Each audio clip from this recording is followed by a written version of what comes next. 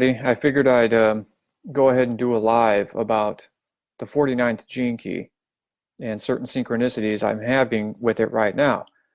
Uh, I know the course is officially starting on the 1st, November 1st, and we're going to be looking at different subjects in different times. You know, we're going to be looking at centers, then we're going to look at the hexagram, the structure of the hexagram, then we're going to look at incarnation crosses. But the thing is, human design is so interconnected that we're almost forced to talk about different elements. You know, if you want to talk about centers, you're going to have to talk about the gates, some of the gates in those centers. The same thing with the gates. If you want to talk about the gates or the hexagrams, which are the same thing, then you would also need to talk about the center they're in.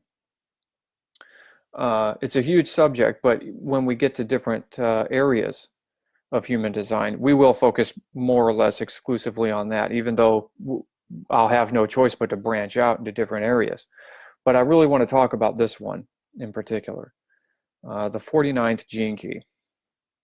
Now, the 49th hexagram is interesting. It has the shadow of reaction, the gift of revolution, and the siddhi, or the divine gift of rebirth. The 49th gene key exists right here on the body graph. It's right here in the solar plexus. It's part of a tribal channel between the root and the solar plexus, the 1949 channel. And I just want to read some of this. I want to read some of this gene key. With the shadow of reaction. I'll go a little bit into the second page because it's really accurate, and it's really has a lot of import actually. Here in the 49th shadow, we find the sleeping genetic trigger for the process that begins our collective ascent to higher consciousness. In the greater percentage of human beings, this trigger is dormant, ensuring that the frequency passing through our genetics remains consistent and stable. In other words, asleep. In order for a human being to begin to awaken to a higher reality, this trigger or switch lying in the 49th shadow must be activated. When this occurs, the first stages of evolution begin inside you as an acute change in your emotional patterns. As we look further into the 49th gene key, we will examine this early awakening process in more depth. But before we can journey to that point, we must first understand what it is that keeps us from evolving and how widespread this phenomenon is. The 49th shadow of reaction is one of the most powerful of all the 64 shadows in terms of how it governs human behavior. Unless there is some glimmer of awareness in this shadow, your raw emotions will absolutely rule your life and the decisions that shape your life. For many generational cycles, this part of your DNA has been slowly and steadily evolving.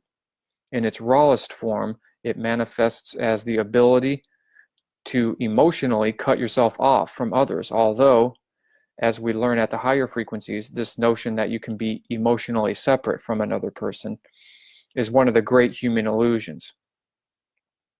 Originally, its more ancient purpose was to enable us to kill both the creatures around us and each other. Until relatively recently, we needed to kill animals in order to survive. Human survival is generally based on efficiency, and that used to mean that the quickest way to feed yourself, especially if you were an early nomadic culture, was to kill whatever animals were in your vicinity. However, as we settled into communities and developed a more agrarian lifestyle, we found other means of feeding ourselves that provided more security in the long term. Nowadays, it is perfectly possible for human beings to survive indefinitely on a purely vegetarian diet. With our settling into communities and tribes based around a more agricultural lifestyle, the 49th gene key continued to evolve. In many ways, it has made us more sensitive to our environment and to each other. However, this gene key has only evolved so far. The more tribal your community, the greater is the fear for your safety. The tribal gene pool is by design the tribal gene pool by design is self-sustaining and is threatened by other gene pools. The darker side of the 49th shadow is its propensity to kill human beings who appear to be threatening. The more tribal your mentality is, the easier it is to emotionally detach from others. Therefore, what we see out of this shadow is the human tendency to view the outsider as inhuman in order that we can kill them. Today, some of the world has developed beyond the tribal gene pool mentality, but the greater proportion has not. The war that is currently raging across the world stage between the newly emerging global consciousness and the old traditional tribal ways is largely due to a collective mutation taking place within this 49th gene key. There are those who are sensitive to life and those who are not, and the gap between the two genetic groupings is ever widening. It is important to see clearly that there are insensitivities on both sides of the fence. The global consciousness can be highly insensitive to the tribal and vice versa. The social, political, and economic issues tied to this 49th shadow are extremely complex. One reason is that this shadow is also responsible for our most ancient spiritual beliefs and customs. It is out of our ability to kill that our most basic need for spirituality has arisen. The very principles, totems, and taboos of our tribal societies have evolved through the way we justify the killing of others. All these issues arise from our reaction to the other. Reaction is the key. One tribe reacts to another out of its emotional tribal identity, and the result is a war. Reaction is an ancient tribal reflex that still dominates the world consciousness. Even those at the head of powerful Western governments are still usually governed by such emotional reflexes. At its source, all reaction comes from a one-sided subjective belief founded upon the assumption of good and evil. As long as you see your own people as good and others as evil, you remain a prisoner of the 49th shadow.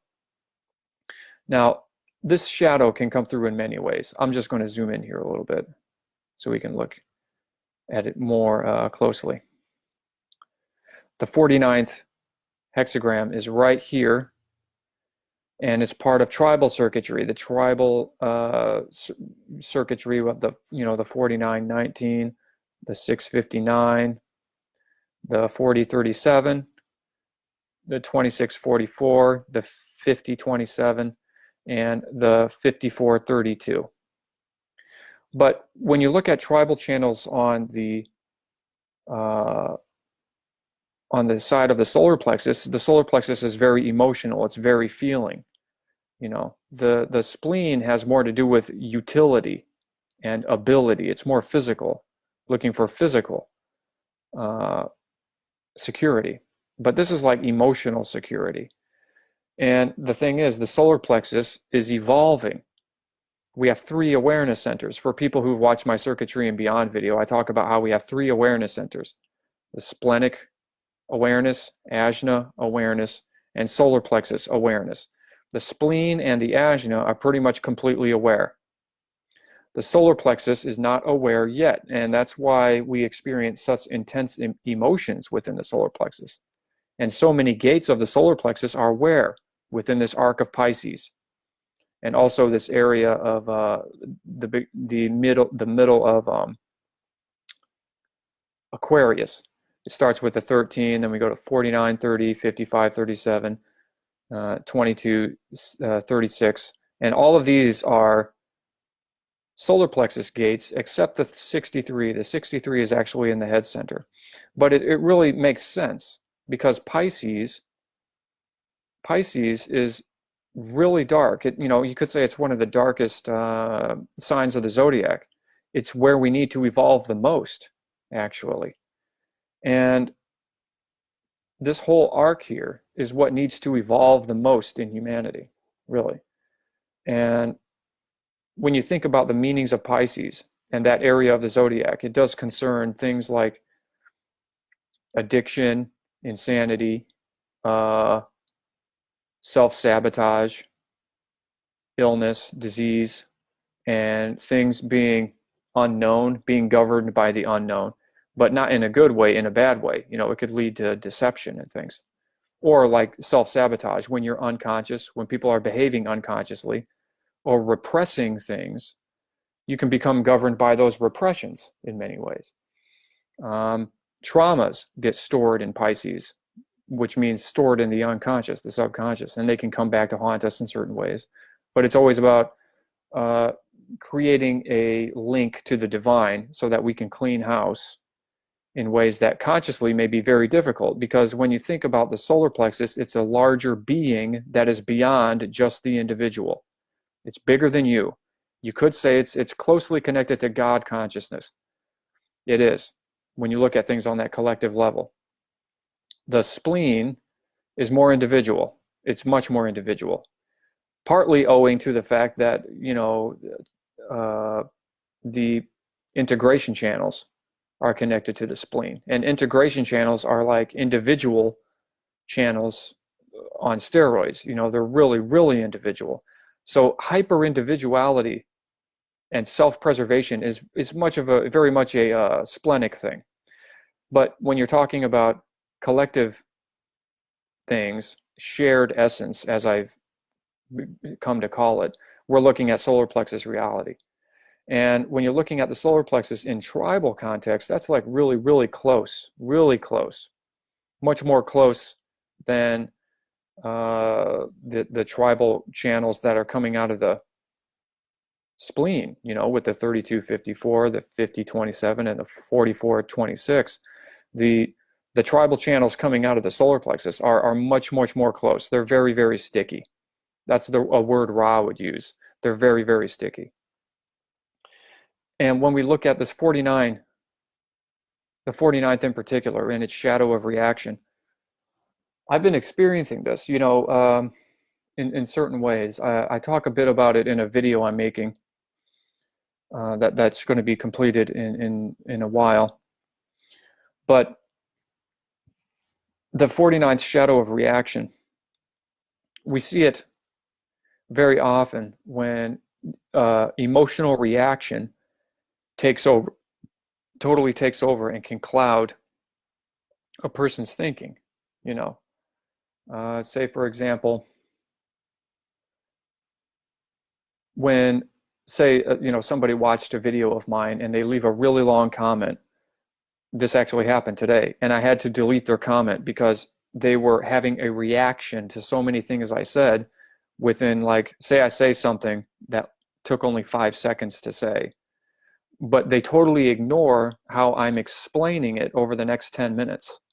All they can focus on is that 5-second phrase, of something I said, complaining about it, saying it's wrong, saying they don't agree with it, and just having a hardcore reaction to what I said, while totally ignoring the 10-minute long explanation. Because all of the answers to their questions that they were throwing at me, I already answered them immediately after the statement, but they can't hear it. They can't hear it because of the intensity of the reaction they had to the initial statement, you know, which is a 49th hexagram kind of thing. There's other ways that the 49th hexagram can make itself shown. Like throughout history, there have been wars, tribal wars, and people fighting for territory and stuff like that. And sometimes it might not make sense. There's this great documentary that I want to show you called Keep the River on Your Right. Keep the River on Your Right. You can look it up on Amazon. You can rent it. It's like $3 to rent it. It's a really fascinating documentary about this anthropologist who went to visit basically a cannibal tribe in South America. And the interesting thing about it is that I'm not spoiling too much, because this is like a kind of it's what the whole documentary is about. But when he was with this tribe, he was with them for like maybe a week or something. And then after living with them and getting in with them, he noticed that one night there was a lot of moving around. Like they were really active. There was something happening and he didn't know what it was. And what happened is that all the men in this tribe, I don't know if it was all the men, maybe women went with them, but the whole tribe, a large portion of them, went to a neighboring tribe, which was just like maybe a mile or two away, killed all of them for what he considers to be basically no reason. No reason. They just killed everybody in this neighboring tribe, brought them back, and then ate them. And he actually ate some of the people with them because he was in with them, and they were all acting like it was no big deal, like this is just something that they do every once in a while. Now this is part of like the normalization of this 49th gene key. It's propensity to kill others who seem to be different from you, like always feeling threatened, always having a reaction, really desperately needing to take care of your own, always feeling like you're under threat by something or someone. And we see this all the time. Different people can experience it in different ways. We see it with different kinds of online cultures. It's this little tribe of people and their philosophical beliefs against this little tribe of people and their philosophical beliefs. And sometimes it's so heated. You could see these people like wishing death upon each other, really. They can really get to that level, but it's almost like we're evolving beyond that. And it's not just with other human beings, it's with animals as well, that we can have this experience. But the way Richard talks about it and the way I talk about it, and I did one video about this called the Need, the 1949 channel and Eating Meat. I'll post a link in the comments to it or in the description. It's about the 1949 channel and eating meat, how we've needed it for survival. I'm a vegan myself. I don't eat animal products at all except honey. I think honey's great, but I don't eat any animal products outside of that. But throughout human history, I think it has been totally necessary to eat meat in order for us to survive. And I think it even serves an emotional stabilizing kind of a purpose. When you eat meat, it stabilizes your emotions.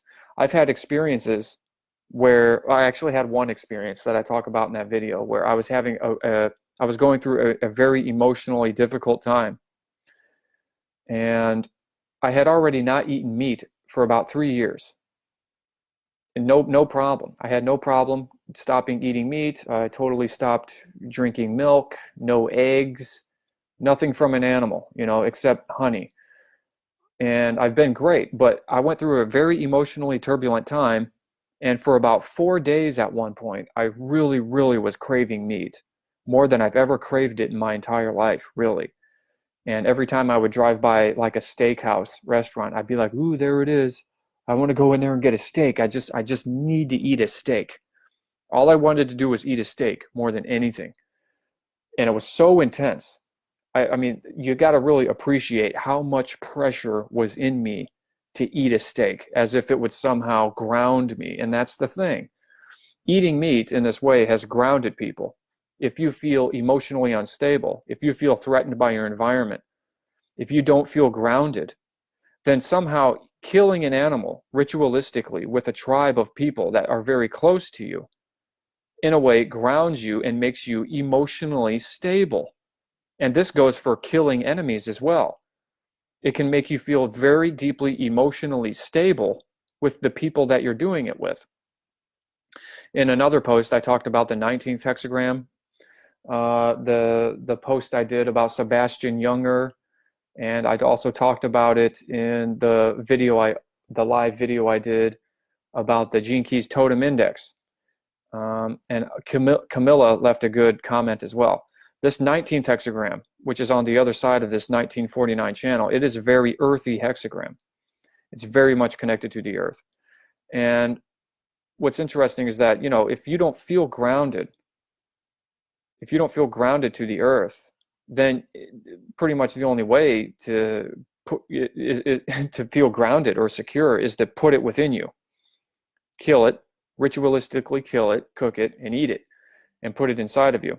And this has led to a lot of emotional stability over time. It's made people feel emotionally secure in a strange way. It's just how it's been. It's almost like a literal acting out of things. When you look at like the splenic reality we've been in for so long, things have been so left oriented for so long, meaning very splenic, even very ajna in some ways. The thing about the spleen is that it's physical. It's the outer world that we can see and we can label. When we see something, we label it.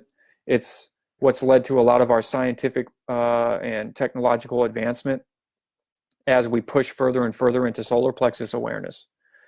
But the thing about being so left-oriented for thousands of years as we have is that whenever there's been a mystical or spiritual revelation of some kind, which comes through a kind of solar plexus reality, you could say, some kind of rightness.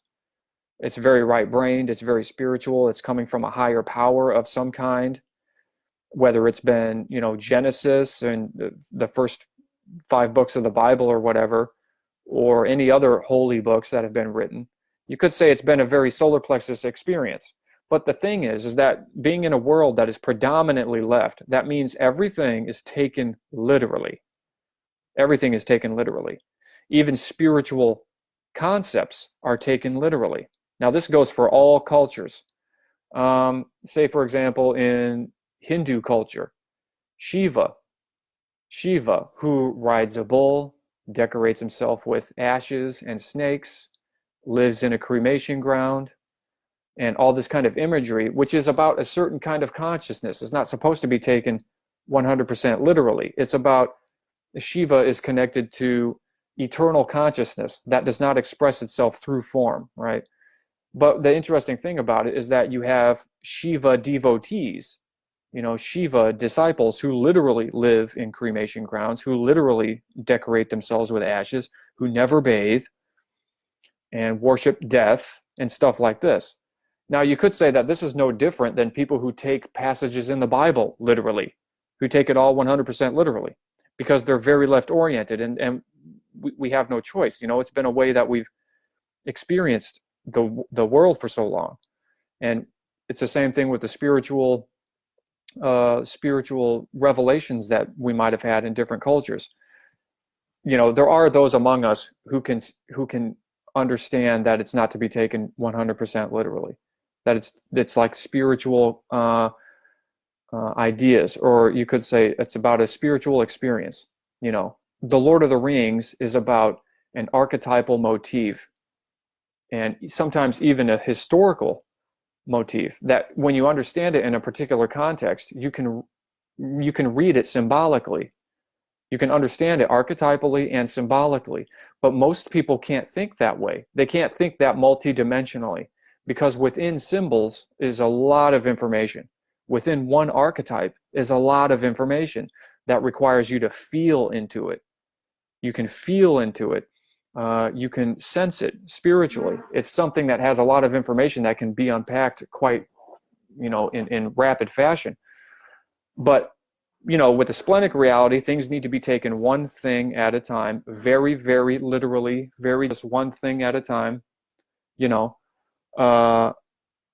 and that's just kind of how it's been. Even with, like when Richard said in the 49th gene key, that this propensity to kill others and to justify killing of others has been the foundation of our spiritual practices and the need for spirituality. And you might be like, really? I don't see that. Well, it exists. Look at the Bhagavad Gita. The Bhagavad Gita. How does it start out? The whole Bhagavad Gita starts out on a war field with Arjuna ready. He's supposed to lead this whole army into battle, and he doesn't want to. And then Krishna appears to him and starts telling him why he needs to go to war, why it's important for him to not shrink away from it, that he shouldn't be afraid of going to war. And then that's where we get all these lectures you know, on yoga, the 8 arms of yoga, and all this other fascinating spiritual stuff in the Bhagavad Gita. But what is it based on? The whole thing, war. And Arjuna is saying he doesn't want to go to war. He doesn't want to, but then Krishna telling him that he has to. You have to go to war. You have to be fearless. You have to do this. So there's something really interesting about that. You know, even when you look at that Sebastian Junger video about why veterans miss the war, it's that they miss this yeah, it's part of adrenaline. Adrenaline is a part of it for sure. But what they miss more than anything is this deep connection, this solar plexus connection with the soldiers that they're with. A very, very deep emotional connection to where, like with the 19th hexagram, with the siddhi of sacrifice, that you would gladly give your life for another human being because there is no separation. There is no separation. It's like the highest form of consciousness in a certain way. And it's interesting to think that some of these soldiers may be like experiencing siddhis. And I know that seems counterintuitive to people. Like, what do you mean they're experiencing the highest states of consciousness? They're in war and they're trying to kill people, and the war might be based on lies and stuff like this. But you gotta look at it from another perspective. Yes, some of that might be true. 9/11, there's a lot of issues with that. But when you just ignore all of that and look at the what you know Sebastian Junger talked about, just look at it on the level of psychology or physicality, what's going on physically in the body. Yeah, there's adrenaline, but there's also this deep spiritual connection between the people, who are in a unit together, and that kind of brotherhood, that kind of closeness of giving your life for another human being and living for each other in that way, almost as if you're one entity. The reason they feel so terrible when they come back from war is because that doesn't exist anywhere else. It just doesn't exist. Actually, when they come back, they find out real quick that we live in a culture of loneliness and isolation. People are compartmentalized from each other. People are generally afraid of each other. Generally. And this is, again, this reaction of the 49, or, you know, the codependence of the 19. So those are the shadows of the 1949, you know, codependence and reaction. But the gift is sensitivity and rebirth.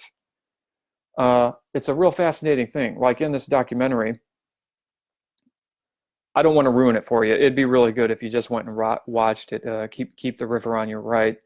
And it just goes to show that this has been going on in all cultures, all races. It doesn't matter.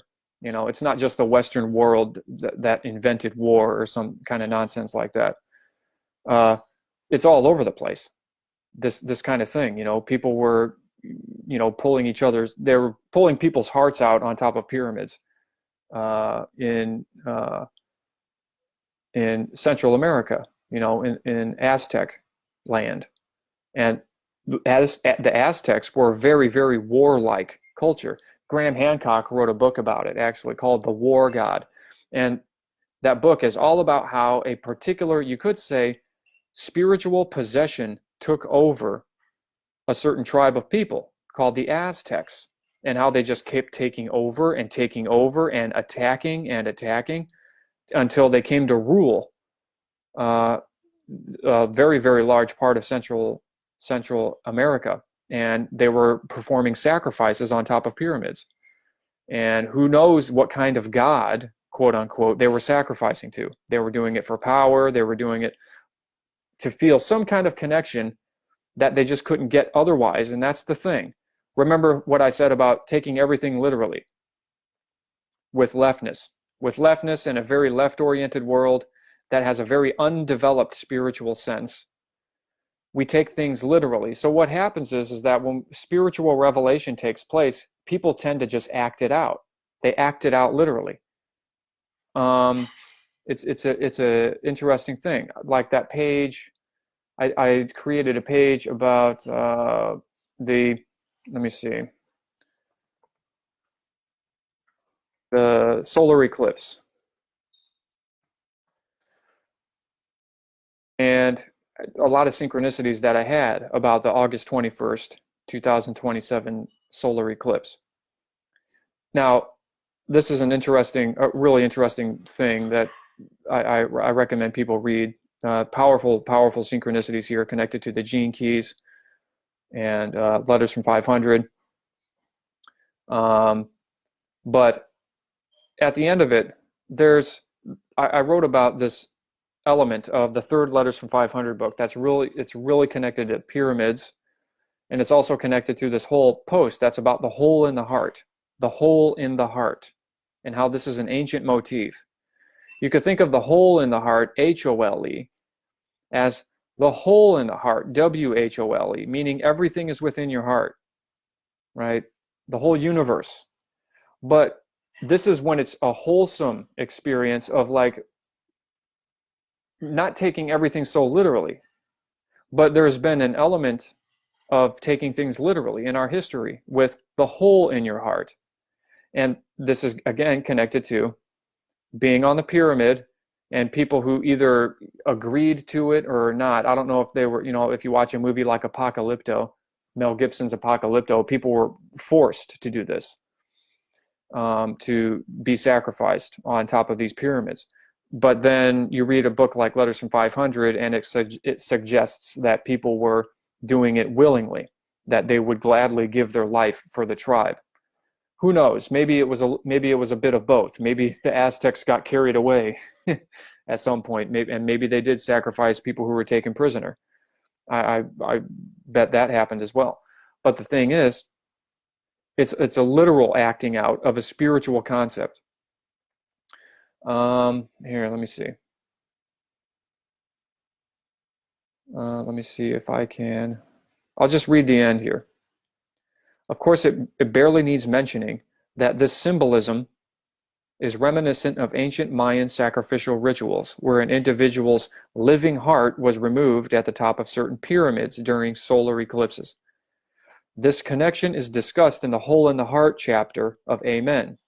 Amen is the third book from Letters from 500. And Amen has a strong connection to the stabilizing effect of pyramids, to the sun and solar energy, and also to Mars and Martian energy. You could think of the Mayan sacrificial ritual as a literal, physical acting out of a sacred spiritual principle, whereas what we are experiencing here is a reversal of that script.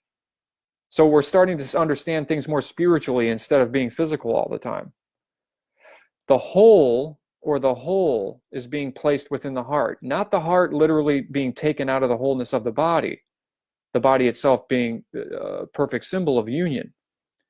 The identification with the outer world of form and time is dissolving, and the veil of forgetting is subsequently falling. The veil of forgetting. Now, when you think of the veil of forgetting, you could think of the 33rd hexagram right here. Forgetfulness. The wheel of samsara. Now, the thing about the 33 is that it's the programming partner of the 19. It balances the 19. Now, there's a lot of information in that. The opposite of the 49, the programming partner of the 49, is actually the 4, which has the shadow of intolerance, which we could talk about later in the course. I just want to cover some basics here. I know it doesn't seem like it's basics, like this is a lot of information, but it's something I want to share with how powerful this is.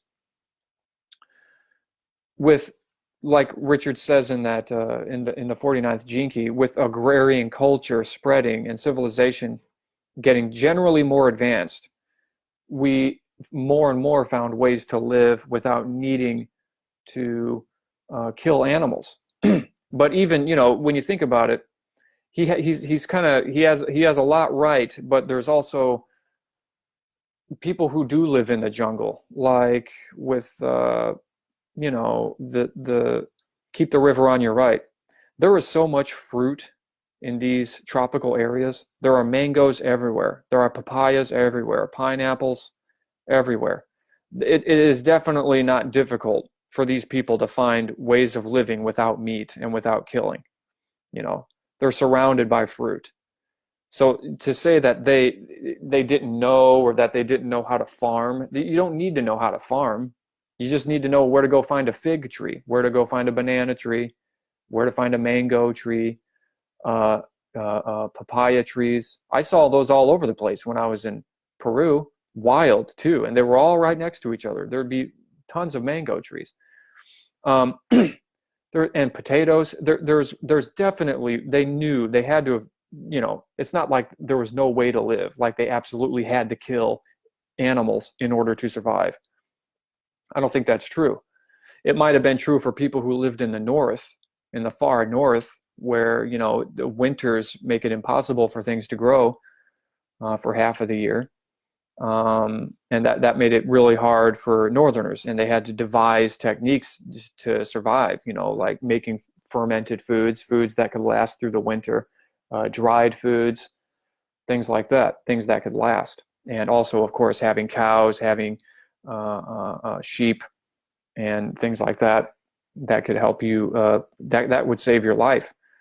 But when you look at these tropical regions, there's so much fruit everywhere, all different kinds of fruit. So to look at this and be like, well, you know what I mean? They needed to kill in order to survive. I don't believe that. I think it's the genetic programming of the 49 in this very unconscious and unevolved solar plexus is just such a powerful thing. I mean, even me, when I went through a really, emotionally turbulent time, and I had been a vegan for 3 years, the desire to consume meat was almost overwhelming. It was even interesting to observe it in me. It was almost like a genetic pressure pushing from someplace very, very deep within me. Something that was saying, if you only could eat meat right now, you would feel way, way, way better. It would ground you. It would stabilize you. You would feel connected to the earth. You wouldn't feel so lost. You wouldn't feel like a balloon that has just been let go of and you're just floating away, untethered, ungrounded. If you could eat meat right now, it would just ground you and you'd feel powerful and you would feel better. And that's the thing. Because if humanity itself is generally ungrounded, right, then they have to take everything literally and literally put it within themselves.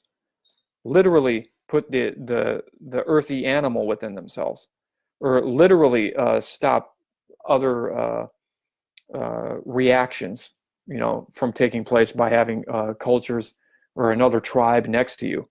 Instead of having to live through that emotional turmoil that you're living through, and in order to stop that from happening again, all these triggers or all this reaction that you're having, just get rid of them.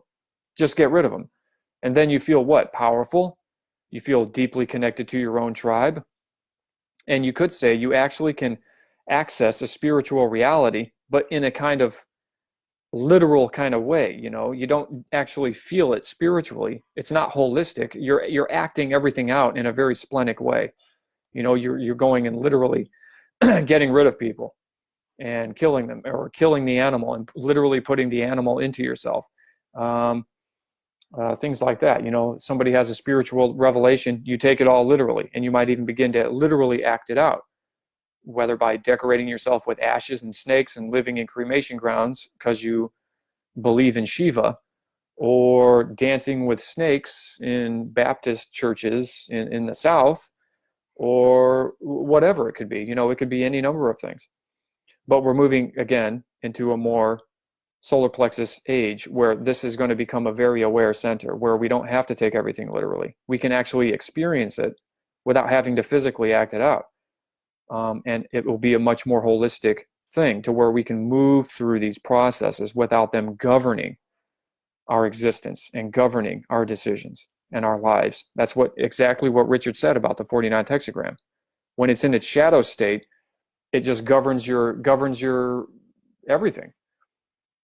When you have a reaction to something, all the information after that and anything after that almost doesn't even matter. Like that person who left a comment underneath my video today.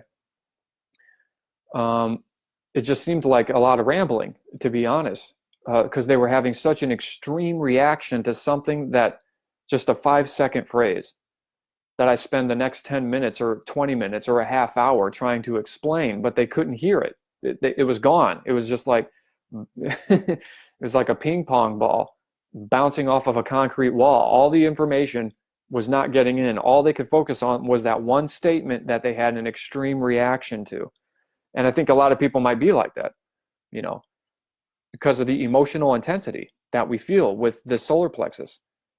It's either way up or way down. And when we're way down, we want to kill whatever is keeping us way down, right? It's sort of like what Abraham Hicks says. I don't agree with everything she says, but when she said people have this thing where you think that if you could wrestle every last rascal to the ground and kill them, then finally you could have,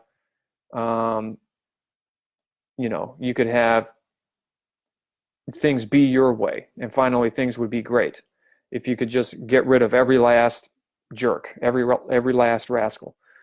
That's kind of like the shadow of this 49th hexagram. If you could only kill every last one and get everybody under control in that way, and just kill them all, and be nice and calm and peaceful with people who look like you, people who think like you, people who talk like you, people who have the same beliefs, everything.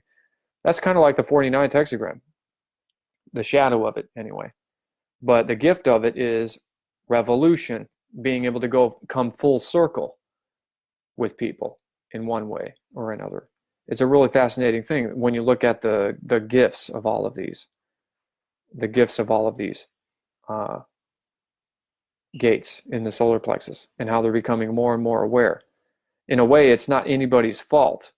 It's no one person's fault. Even when you want to look at like elitists and the conspiracy stuff and say, well, it's their fault that human beings have war. It's like, I don't know.